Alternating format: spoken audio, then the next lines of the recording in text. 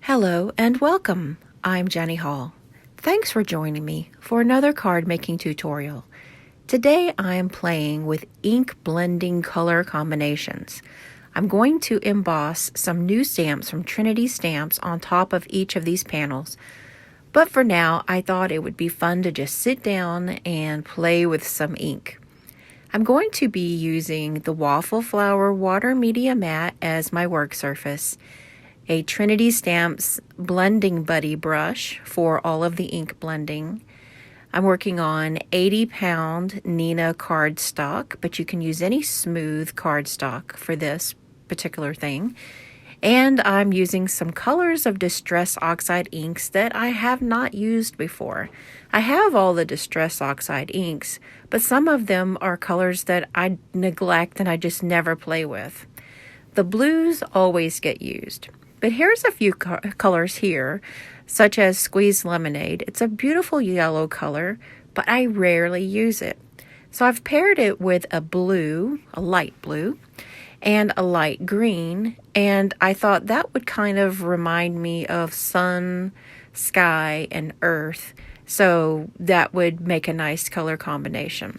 Once they're blended together, then they kind of seem to maybe just settle into the paper a little bit more, so I'm not worried about having the absolute most smooth blend that there is. Now, on this particular one, I thought it would be fun to add in a stencil. There is a new stencil in the Crafty Hugs release. It's called the Heartburst stencil set from Trinity Stamps. And I kind of went reverse on this. Instead of having a light background with some dark stencil colors, I did a dark background. And because the Distress Oxides lay on top of each other, then the lighter colors will show up, which is really cool. Now, I took my Blending Buddy brush and wiped it on just a microfiber cloth in between colors, and it cleaned up really nicely.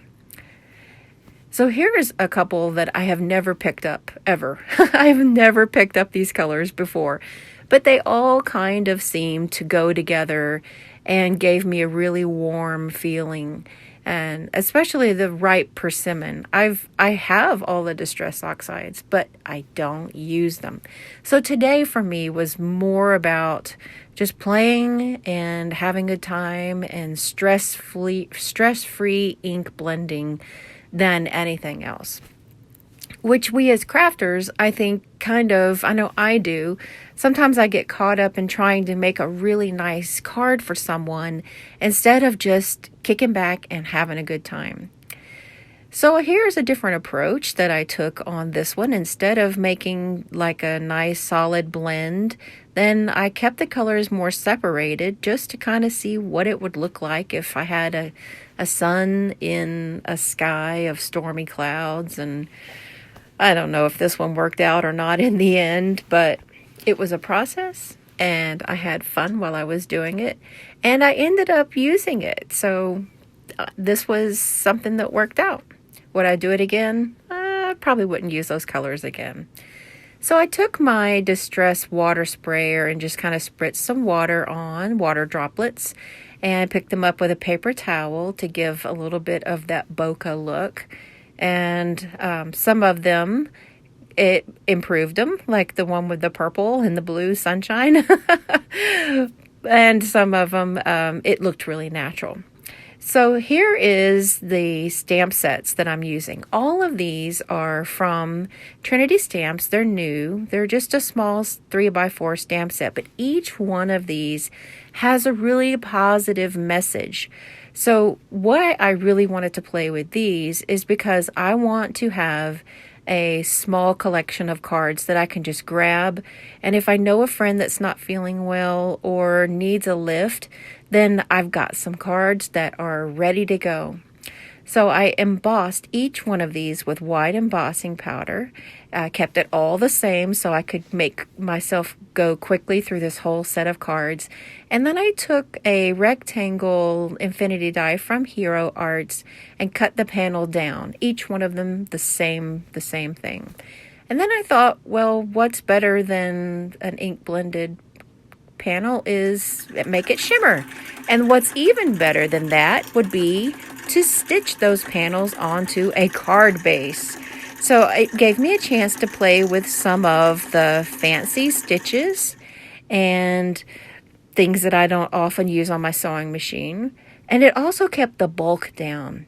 If you send handmade cards in the mail, you know that sometimes we have to put 2 or 3 stamps. But these little cards here are very bendable, and they will only take 1 stamp, which means that I can send more cards, and I can just have them ready to go at any time. And then I'm adding some embellishments. And this is a jewel picker from Marvy with Gina K Connect glue, and some sequins and some little clay sequins, like clay sprinkles from Trinity. And you can look up in the top right hand corner, you'll see that Trinity will send them in a little box if you ask them to. Very cool. So here's a close look at the stitching that I did on all of the cards and what they all turned out to look like. And I'm really happy in the end. I had a fun time crafting, and I've got a bunch of cards to send out. Thank you so much for joining me today, and I hope to see you next time.